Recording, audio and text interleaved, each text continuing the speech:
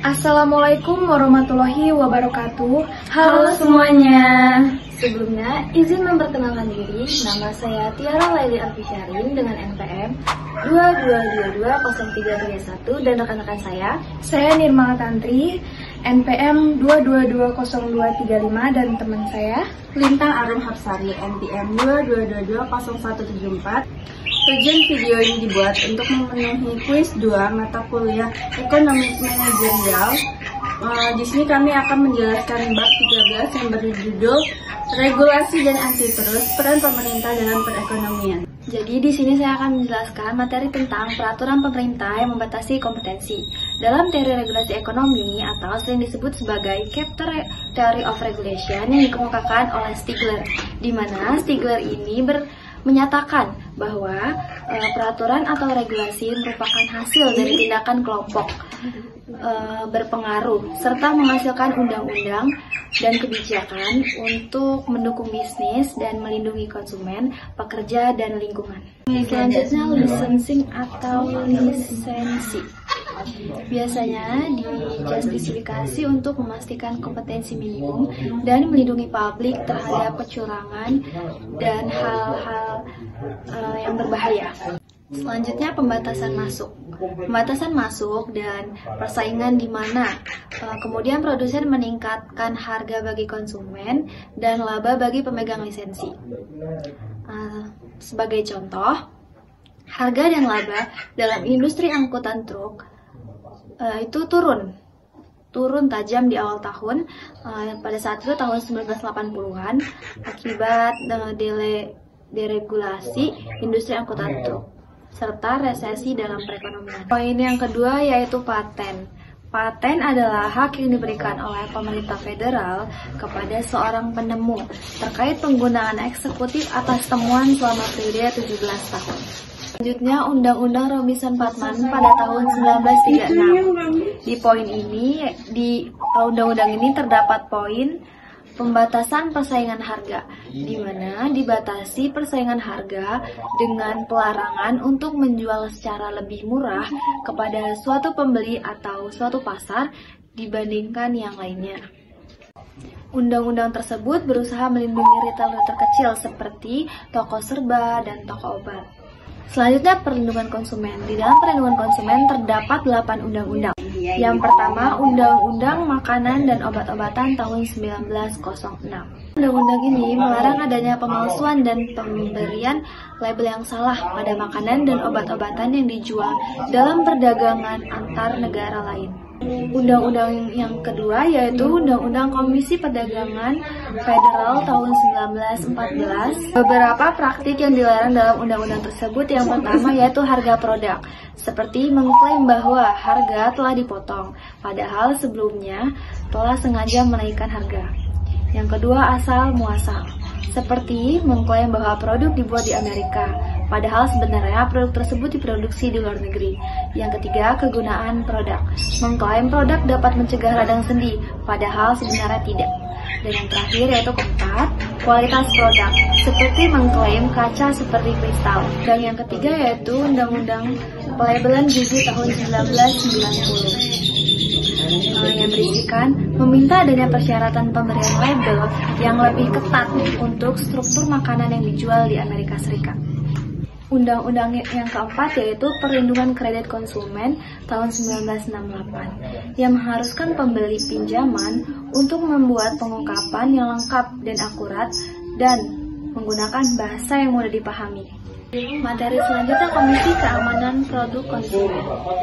Poin pertama yaitu melindungi konsumen dari produk berbahaya. Maksudnya, konsumen itu dilindungi dari resiko dan luka atau cedera terkait penggunaan beberapa produk. Poin yang kedua yaitu memberikan informasi produk kepada konsumen.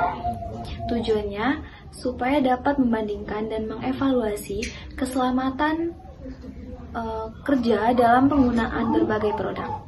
Selanjutnya, Undang-Undang Pelaporan Kredit yang Adil tahun 1971 memberikan hak kepada permohonan kredit untuk memberikan arsip kreditnya dan mengetahui alasan dibalik penolakan suatu permohonan kredit serta melarang diskriminasi terhadap jenis kelamin, ras, agama.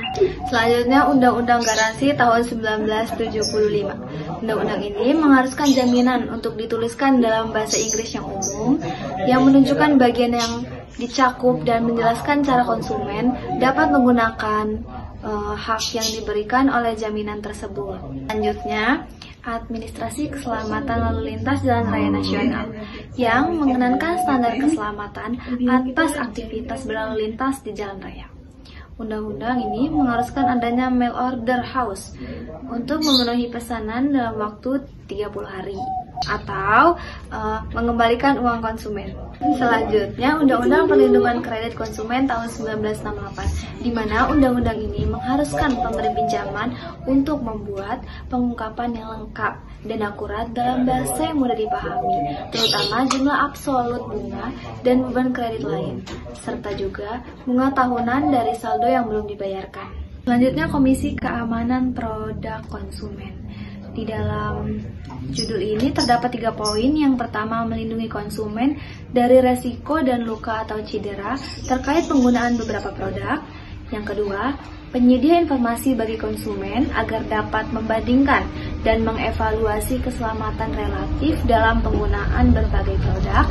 Dan yang ketiga, pengembangan standar keselamatan yang seragam untuk banyak produk. Selanjutnya, Keselamatan dan Kesehatan Kerja Administrasi atau OSHA yang merinci standar keselamatan atas gas dan bahan kimia berbahaya, tingkat gangguan suara, dan bahaya lainnya. Selanjutnya, Kesetaraan Kesempatan Kerja atau EEOC yang mengatur praktik penerimaan dan pemberhentian karyawan dalam kegiatan bisnis. Selanjutnya, Badan Perlindungan Lingkungan atau EPA. EPA memonitor udara, air, bahan kimia beracun, pestisida, dan material limbah-limbah lembaga tersebut meninjau untuk pabrik, perusahaan limbah di seluruh Amerika Serikat. Undang-undang selanjutnya yaitu Undang-Undang Bersih tahun 1990. Undang-Undang Bersih tahun 1990 mengharuskan adanya suatu penurunan secara bertahap dari keseluruhan polusi dan membentuk pasar yang generalisasi terkait izin polusi. Poin selanjutnya yaitu eksternalitas. Eksternalitas adalah produksi dan konsumsi beberapa produk dapat meningkatkan sejumlah efek samping berbahaya ataupun bermanfaat yang ditanggung oleh perusahaan atau orang-orang yang tidak secara langsung terlibat dalam produksi atau konsumsi produk tersebut. Di dalam eksternalitas terdapat 2 poin. Yang pertama, teori regulasi kepentingan umum, dan yang kedua, kegagalan pasar. Teori regulasi kepentingan umum atau Public Interest Theory of Regulation yaitu peraturan pemerintah dijalankan untuk mengurangi kegagalan pasar dan memastikan bahwa sistem ekonomi beroperasi secara konsisten dengan kepentingan publik. Poin kedua yaitu kegagalan pasar. Kegagalan pasar terjadi karena eksternalitas dan kekuatan monopoli yang muncul dalam pasar persaingan tidak sempurna. Oke, materi selanjutnya akan disampaikan oleh Lintang. Materi selanjutnya mengatasi eksternalitas. Yang pertama ada larangan, kedua pajak, yang ketiga subsidi, yang keempat pembayaran sukarela, yang kelima merger. Selanjutnya ada peraturan utilitas umum. Monopoli alami, yaitu kurva biaya rata-rata jangka panjang perusahaan masih tetap menurun ketika perusahaan memasok seluruhnya pasar. Kedua, biaya rata-rata jangka panjang atau LAC memiliki kemiringan negatif. Ketiga, biaya marginal jangka panjang atau LMC berada di bawah LAC. Yang keempat, harga yang ditetapkan regulator atau LAC, contohnya perusahaan listrik, gas, air, dan transportasi lokal. Selanjutnya, peraturan utilitas umum. Yang pertama, regulasi tarif pada praktiknya sulit dilakukan. Kedua, jaminan pengembalian pemberian sedikit insentif untuk melakukan hal tersebut. Biaya pengendalian. Selanjutnya, efek Everts-Johnson atau efek H sampai J. Tarif yang ditetapkan terlalu tinggi atau terlalu rendah dapat menyebabkan investasi berlebihan atau kekurangan pada pabrik dan peralatan berdasarkan utilitas. Selanjutnya regulator lock atau 9-12 bulan. Selanjutnya antitrust atau peraturan pemerintah tentang struktur dan perilaku pasar. Berikut ini undang-undangnya. Yang pertama ada Undang-Undang Sherman tahun 1890, 2. Undang-Undang Clayton tahun 1914, yang ketiga Undang-Undang Komisi Perdagangan Federal tahun 1914, yang keempat Undang-Undang Robinson tahun 1936, yang kelima Undang-Undang Wheeler-Lee tahun 1938, yang keenam Undang-Undang Anti-Merger Kefauver tahun 1950. Undang-Undang Sherman 1890 membuat kontrak apa saja kombinasi dalam bentuk dari suatu perwakilan atau sebaliknya atau persekongkolan di pembatasan perdagangan ilegal. Melakukan monopoli atau konspirasi monopoli pasar dan secara ilegal. Baik, materi selanjutnya akan disampaikan oleh teman saya, Nirmala Tantri. Kepada Nirmala dipersilahkan. Baik, di sini saya akan menjelaskan tentang Clayton Act pada tahun 1914. Clayton Act adalah Undang-Undang Amerika Serikat yang disahkan pada tahun 2014 untuk melengkapi Sherman Antitrust Act. Ini dirancang untuk mengatasi masalah monopoli dan praktik bisnis yang tidak sah. Clayton Act memberikan ketentuan tambahan untuk melindungi persaingan dari konsumen serta mengatur hubungan antara perusahaan. Undang-undang ini terdiri atas 4 jenis pesaing tidak wajar atau ilegal. Yang pertama yaitu ada diskriminasi harga, yang kedua yaitu ada kontrak eksekutif atau meningkat, yang ketiga yaitu akuisisi saham pesaing, yang keempat yaitu meningkat direktorat antar pesaing. Selanjutnya yaitu Undang-Undang Komisi Perdagangan Federal pada tahun 2014. Tujuannya adalah mengatasi praktik monopoli dan mencegah aktivitas bisnis yang merugikan pesaing, atau Clayton Act memberikan kekuatan yang lebih besar kepada Komisi Perdagangan Federal untuk menindak pelanggar hukum pesaing dan memberikan perlindungan kepada konsumen, pekerjaan, dan pesaing bisnis. Undang-Undang Komisi Perdagangan Federal menyatakan bahwa metode persaingan yang tidak sehat adalah melanggar hukum.